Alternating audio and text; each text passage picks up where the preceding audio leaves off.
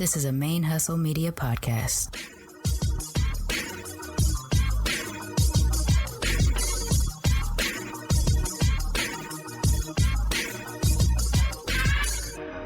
Hello and welcome to the show. My name is Jackie O and you're listening to Militantly Mixed. Yo, this is Rashani from the Single Simulcast.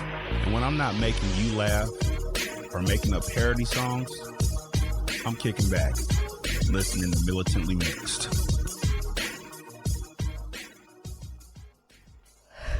Okay. I'm just going to have to leave my AC on, and I hope it's not too loud in the playback because I have been starting and stopping this intro because I keep having hot flashes, and I'm just trying to get through the motherfucker without my AC so it's not so loud, but I realize at this point that's impossible, so I'm just hitting record, and we're going to push on through, and hopefully my voice is louder than the AC. And if it's not, I'm sorry.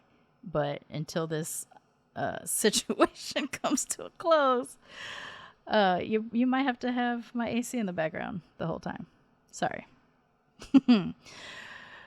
Konnichiwa, what's up, cousins? Welcome to Militantly Mixed, the podcast about race and identity from the mixed race perspective. I am your Sir Auntie, Sharmane Fury, and me and my sweat are really happy to count down Mixed Asian Day, which is coming up in just 5 days from the day this episode airs, which is Tuesday, September 9th. Mixed Asian Day is going to be in San Francisco, California at the KoHo Creative in the Japantown part of San Francisco. And I don't know if I already said the date because my brain fogged, but September 13th, Saturday, 5 days from the day this airs. And we would love to have as many Mixed Asian folks who want to sit in community together to join us and have a good old time. For the last couple of weeks, I've been sharing episodes that have had somebody who is involved in Mixed Asian Day in some form. First, Alex Chester Iwata, the creator of Mixed Asian Media and Mixed Asian Day. And then last week you heard from Quincy Carroll, who is on the author panel, Our Stories, Our Ink, Mixed Asian Authors in Conversation, which is taking place at 2 p.m. on Saturday. Today, you're going to hear from the remaining authors for that panel, Rena Heinrich, Lola, and Ingrid Hu Dahl. I was not able to get the moderator, though we did talk in email quite a bit. We had a schedule, but there ended up being a conflict, and so we didn't get a chance to record in time. But pretty much most of this panel is represented. And we're not specifically talking about the stuff that they're planning on talking about in this panel, but I did just want to tease the panel to y'all in case it might be the thing that pushes you over in deciding to come so that you can listen to what they have and maybe interact with the authors and their books in some way. So that is what you're about to hear. And finally, I put all the pieces together for my panel so I can start talking about it outside. And my panel is at 5:45 to 6:30, and I am moderating. It is called We Are Not a Monolith, Broadening Mixed AAPINA Identity Beyond the Asian Narrative with Militantly Mixed. The mixed AAPINA, Asian American, Pacific Islander, and Native American experience is richly diverse, yet most representation continues to center Asian, White, and East Asian specifically identity. This panel seeks to push beyond that narrative and uplift voices across the full range of the mixed AAPINA experiences. That is the panel. I did struggle to get people to represent all parts of the Asian diaspora that I wanted to include, and partly that had to do with who could travel to San Francisco on time. I did have some folks interested to participate that couldn't attend, and so I think I might redo this conversation on the show with some of those people that couldn't attend so that I can include the other parts of Asia that are getting missed at this event.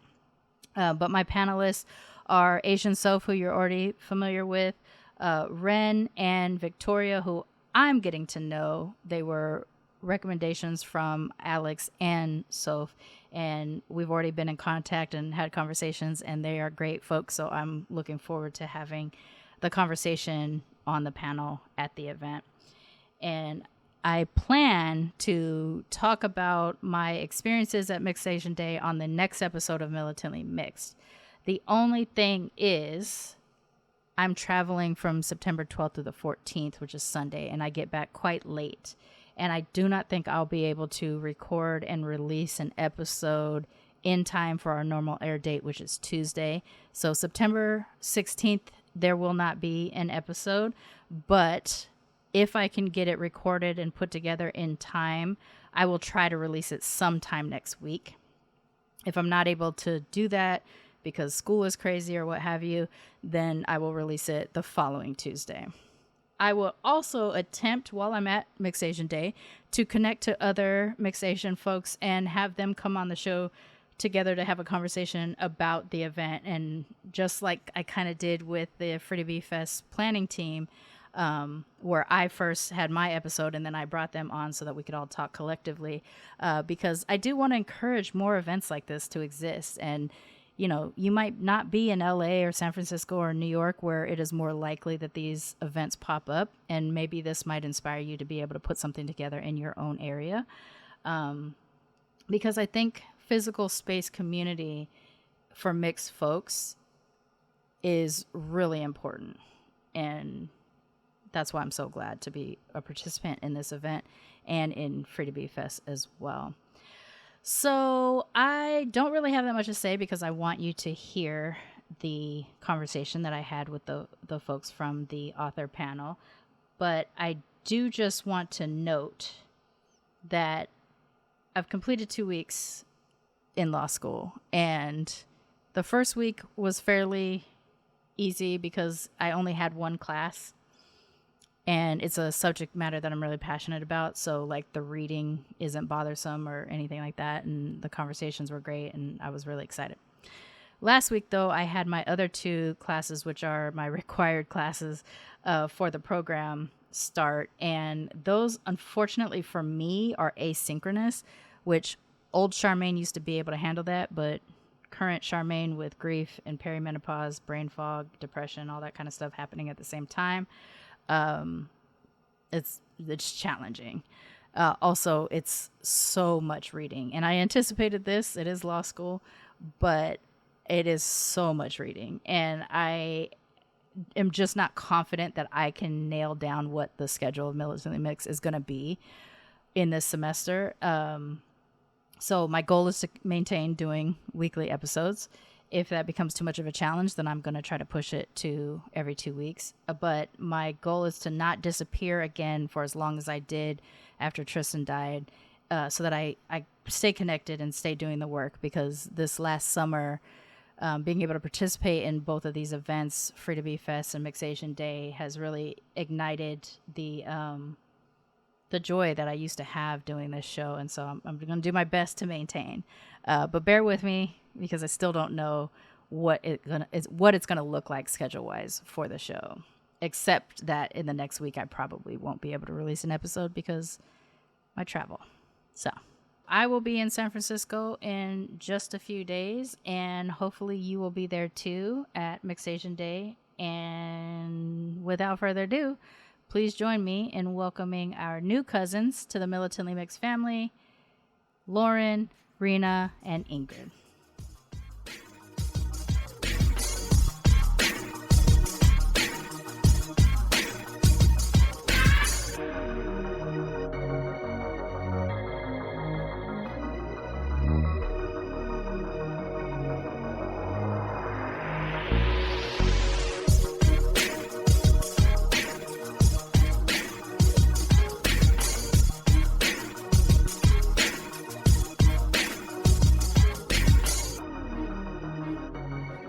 And today I am joined by 3 of the 5 authors that are going to be on the Our Stories, Our Ink Mixed Asian Authors in Conversation panel at Mixed Asian Day. So we're going to talk about the importance of writing from our perspectives for an audience that is like us as well.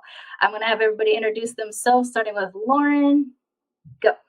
All right, thanks, Sharmane. Hi, everyone. I'm Lauren Lola. I use she, her pronouns, and I'm a writer from the San Francisco Bay Area. I am the author of the novels A Moment's Worth and Absolute Mind, as well as a graphic novel called Dasik. I am also a writer for the Lumpia comics from Kid Heroes Productions. And relevant to Mixed Asian Day, I used to be a writer for Mixed Asian Media. Hi, everybody. My name is Ingrid Hu Dahl. I also use she, her pronouns, and I'm the author of a memoir. It's called Sun Shining on Morning Snow, which represents my half Asian side, which is my Chinese name, Tao Shret-Ching. And my other half is European, Scandinavian, and British. This is a memoir of identity, loss, and living boldly. And it's just so wonderful to be among other mixed race Asians. I think it's so wonderful to be talking about this author panel that's coming up on Mixed Asian Day. Gosh, what it would have been like if we had a Mixed Asian Day or any kind of Heritage Week when we were growing up. So such an honor to be here. I know. I say whatever the positive version of jealousy is for this generation of mixed people that are coming up is what I have. Like, happy for you, love it for you. Really wish I had it growing up too. All right, Rena. Thank you so much, Sharmane. Such a pleasure to be here. I'm Rena Heinrich. I'm an associate professor of theater practice and critical studies at the University of Southern California, based in Los Angeles. And I'm the author of Race and Role, the Mixed Race Asian Experience in American Drama. I am what I tell folks is half Filipino and half Swedish. Those are sort of the predominant ethnicities in my ethnic background, but we're also Chinese, German, there's a Lakota ancestor, and so a lot of different ethnicities that go into my identity. And I was really, I'm an actor and a director, and I was really looking for my mixed Asian ancestors in theater. And so that is the impetus for the book. And it's a pleasure to be here with you as well. Thank you all for joining me. So this is a little bit of a departure from my normal episodes of Militantly Mixed. I'm actually just having short chats with folks that are going to be involved in Mixed Asian Day so that we get a chance to let everybody know what to expect if they attend. So I'm very thankful for y'all to be here with me. Starting with, I guess, what motivates you as a mixed author in your writing? And let's go the opposite direction this time. Thank you. What motivates me? Well, I started to talk about it a little bit. You know, I was an actor, and I was pounding the pavement in Hollywood. And this dilemma we have with being half Asian, half something else, and I would walk into casting sessions and, wasn't Asian enough, or in my particular case, wasn't white enough. But what I noticed is that there were tons of mixed Asian actors and directors and playwrights. And I just thought, okay, so where are these stories? Who's writing them? Where are these roles? Because, we've existed since the beginning of time, and somebody must have written down those stories. And I never forgot that question. It was sort of one of the questions of my artistic life, and that I never lost the curiosity and passion around that. And so that's actually what motivates me. And I have a few other book projects I'm working on now, but they are all about sort of illuminating this story of what it means to be mixed, and what it means to be mixed at different moments in the United States, what that looks like, right? What were the identity politics in that particular moment, and how that impacted the way that people navigated society and expressed their identity. So those are the things I'm interested in and curious about. That's great. And yeah, we don't see enough of us, or if we do, it's kind of like in the background that we happen to be mixed or something like that. Definitely not from our perspective very often. Ingrid? Yeah, or it's tragic, or like you're a character who doesn't get the happy ending, so to speak. Yeah. You don't get to live joyfully, similar to queer characters as well.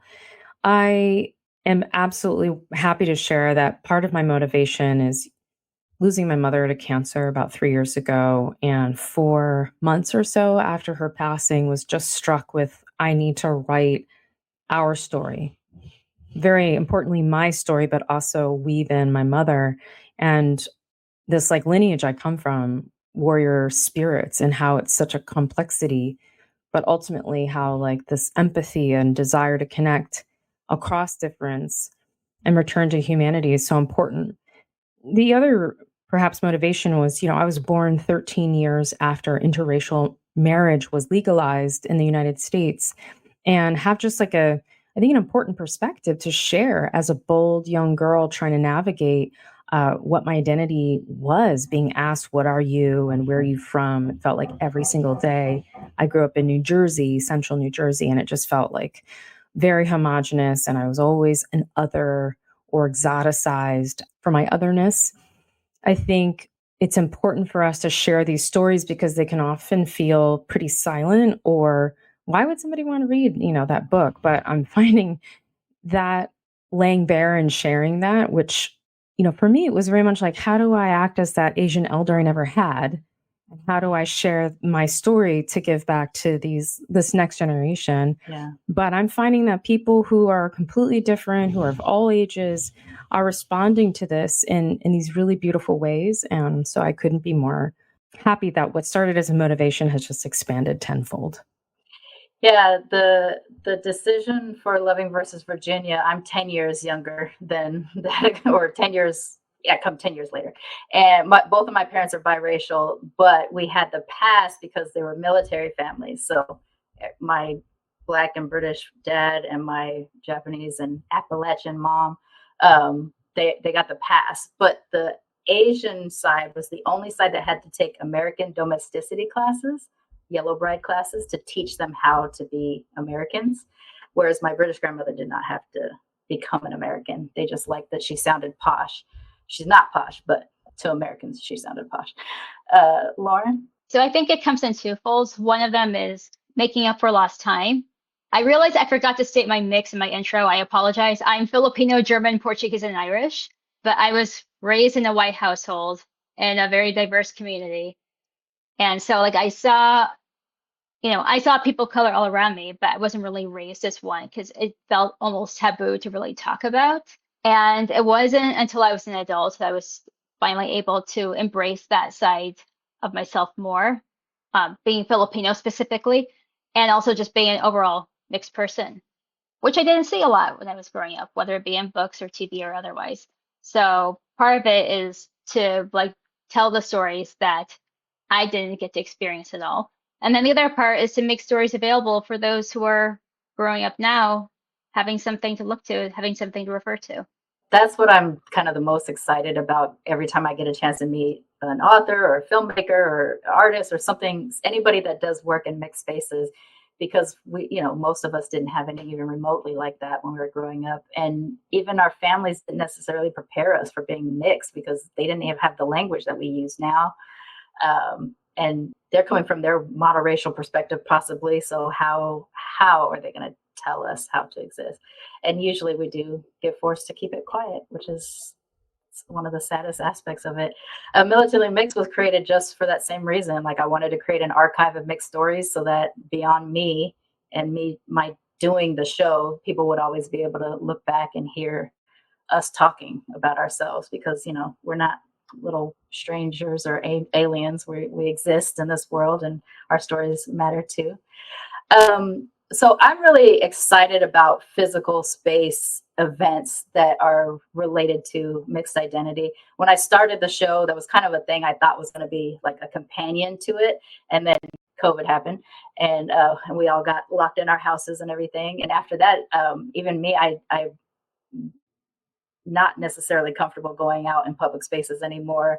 That being said, having just done the Free to Be Fest and getting to see all these mixed folks all sitting at one time, sharing their experiences and talking through the generations of what their experience is like, I was so fired up and turned on about, yes, we need to have physical spaces to do this in. So with Mixed Asian Day coming up in San Francisco that we are all attending, I was kind of curious what y'all feel about having affinity days or affinity spaces related specifically to mixedness. I'm really thrilled about it. It's fascinating. I actually have a pop-up club event the night before at On Waverly in Chinatown. And it's so nice because in some ways it's sort of like the bat symbol for hey, come on, multiracial, hapa, mixed, biracial folks, come on out and hang out and spend time, because we really don't have that kind of same affinity group representation, like I have not had a mixed race representation group in all the, 2 decades of working in various different kinds of roles. Like usually it's very much like you have like an Asian women's at, Pride at, Black, Latina, et cetera, which is awesome. But very rarely is it intersectional in nature. For me, I'm also queer. So I'm also kind of navigating a couple different groups. I absolutely love like how there's such commonality in all of those groups. It's usually around food, like coming together and eating is a big, anchor. And I love that. We all share that. But I absolutely love, like I had my first Mixed Heritage Week ERG guest experience and love that it was such a large growing population. So I'm all for it. I'd love more of it. I wish I had it when I was younger, but now I just want to be part of it all. I think what's so amazing about being mixed is like, because I don't think there's an innate belonging. Like I grew up where I didn't belong in the white kind of group nor the Asian community. Like both called me half piece of shit at various different times. Both young boys called me that. And it's fascinating how like when you add patriarchy, right, with race, and then you have racialized sexism, and then there's like, sexuality, it's a fascinating kaleidoscope of what is happening and how people show up and how identity and these confines really construct the experience that we live. But being mixed, not always belonging, what's beautiful about having a mixed heritage, mixed race affinity or in-person moment is the choosing to participate in belonging and celebration in ways that might feel pretty new and unfamiliar to people who share this kind of vastly different identity. Yeah, absolutely. I think Asian queerness itself is a different kind of complicated intersectionality. Like I come from a family that it was okay if we knew queer people, but I wasn't able to really comfortably tell my family about my situation. They eventually figured it out because I couldn't hide it after a period of time, but it was, they don't make gay people where we're from. I'm sure a lot of us have heard this before. So complicated. The intersectionality of it. I think also going to your point, Ingrid, the having an affinity group that is just for Black people or just for Asian Americans in general or something like that, we're a little more complicated because our bond is the mixed part, not what we are necessarily. And so it does get a little bit harder for us to make space. But I've now experienced a couple of those spaces just a couple of weeks ago, and we can do it. We can make it work, even if we kind of try to be more specific, like Mixed Asian Day. Rena, do you want to contribute? Yeah, thanks. It's so necessary, right? It's so necessary. And to your point about what we have in common is the mixed part. I mean, even that gets more complicated because you're relating to the mixedness, but at the same time, you're not you can't connect over the ethnicity, right? The ethnic background, and so it's just so complicated. I mean, I remember being in college, and Ingrid, to your point, not fitting into any affinity group and really feeling ostracized from the Asian American affinity groups, and honestly gravitating toward my white friends or friends of other racial backgrounds because I felt so out of place. And it took me a long time to identify as Asian American. Actually, I didn't identify until like later in grad school, as an adult, because I just thought, well, I'm not full and they don't want me. So I guess that's not who I am. Right. So to actually have a space where you can be in community with other folks who understand what it means to be navigating so many different spaces in their life. I mean, I always talk about it being as this kind of doubly liminal space where you're just standing in the doorway and you can't go to this room behind you and you can't go to the room in front of you. So you're just constantly in this limen, right? And to be able to talk to people about that and relate and be in person and sharing around that, it's so necessary. And yes, we did not have that when we were younger. So. Yeah, you're the first person I've heard say this, because I had this issue too of like I couldn't comfortably be Asian American. I really, honestly, I thought of myself Japanese because I had a Japanese grandmother, and she would always tell me I wasn't Japanese, but I didn't understand what she was saying. Like the national identity of a Japanese person versus me is totally different. Mm-hmm. And it really took podcasting and talking to other Asian Americans or mixed Asian Americans. I was like, oh, that's what I am. Then I went to Japan and I never felt less Japanese in my life.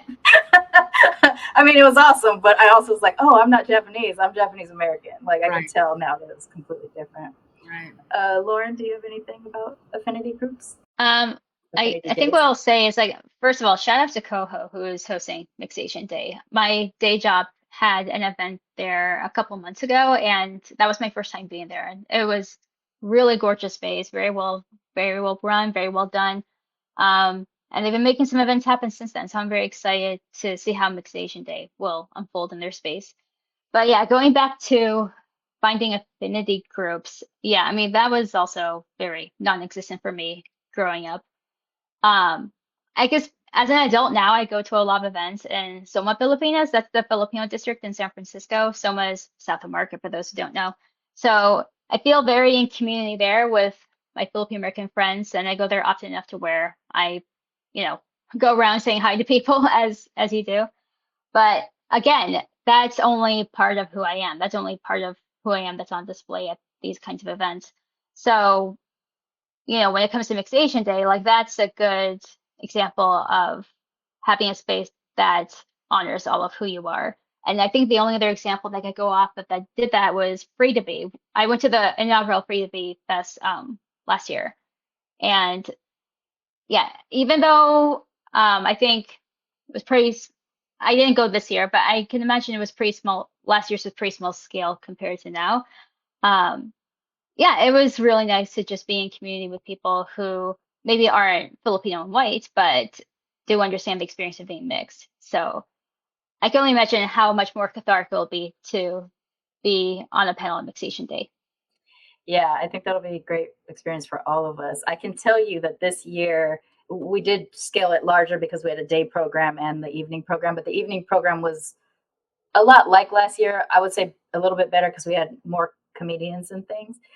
But at one point, somebody asked for a monoracial South Asian person asked, can all the South Asian mixes come and take a picture together?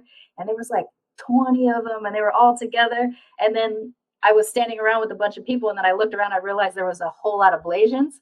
And I've never been in a space with that many Blasians before. And I was so excited that I started to cry a little bit. But I would say it was like a third of the population was Blasian at this event. And I've never had that experience. And even though not everybody was Black and Japanese, there were a couple of us. So it was still just like, oh my gosh, we have this shared experience that we get to have together. So I think drilling it down even further to Mixed Asian Day will be great for all of us, I think, hopefully. Before we get out of here, like I said, I didn't want to try to redo or preemptively do your panel, but I'm really excited to be able to talk about your books and what you would like to share. So I think we're going to go around at the end of this and just say how to find you and how to get your book. And if you want to give like a little further description of it as well, that would be great. And then I will put all that in the show notes so that people can click on it and buy it if they get a chance. Why don't we start with Lauren this time? I'm on Instagram and Blue Sky at Echo Lauren Lola. I'm assuming the handle will be in the show notes or something like that. You can find me there. I'm also on Substack. I created Substack a few months ago, so you can find me on there as well. As for my books and comic books, I'm going to toss them in too. My novels, you can find it pretty much through any major retailer online, pretty much. For Dasig, it's a little more tricky, but if you want to get it online, struggleandstrength.com is the place to go. But it is at some physical bookstores too, including on Waverly, Ingrid. As for the comic books that I've written and co-written, you can find those through kidheroesproductions.com. I think that's the URL. I wrote specifically Giant Size Olympia #1 and Mix Mix #1. And yes, Mix Mix is about multiracial super villains specifically. That's awesome. Rena? You can find Race and Roll. It's published by Rutgers University Press. And just like Lauren said, you can find it in any online bookseller, or you can go to Rutgers Press. I'm on Instagram. It's Rena.Heinrich. And I'm also at RenaHeinrich.com. And there are links to Race and Roll and all my books there directly to find. So, Ingrid? You can get Sun Shining on Morning Snow also on almost all retailers, print on demand. You can also just go to my website, sunshiningonmorningsnow.com/buy. You can reach me at ingridhudahl.com. That's my coaching practice and speaking and consulting website. And I'm also on Instagram and LinkedIn. The Instagram is Ingrid Hu Dahl, and also Sun Shining on Morning Snow. Thank you so much. Okay, so everybody can go to the show notes to find the links for the social medias and where to buy the books for Lauren, Ingrid, and Rena. If you're in the Bay Area or anywhere in driving distance to it, I promise you, if you come to this event and you're mixed Asian, you are going to feel a sense of community and you're going to feel represented. So please make your best effort to come. The event is free, though you can do donations if you like, and you'll get to see all the faces and all the voices that you got to hear when you attend on September 13th. And for everyone out there, don't forget to be your mixed ass selves, and see you next time. Militantly Mixed is a ManeHustle Media podcast, produced and hosted by me, Sharmane Fury. Music is by David Bogan, The One. Please follow us on social media, YouTube, Instagram, and Facebook at Militantly Mixed. If you'd like to become a Patreon of Militantly Mixed, please go to patreon.com/Sharmane Fury for a monthly sponsorship, or paypal.me/militantlymixed for a one-time only donation. And if you like what you hear on Militantly Mixed, please subscribe, rate, and review on iTunes or wherever you listen to podcasts. And don't forget to be your mixed ass self. ManeHustle Media. Turn your side hustle into your main hustle.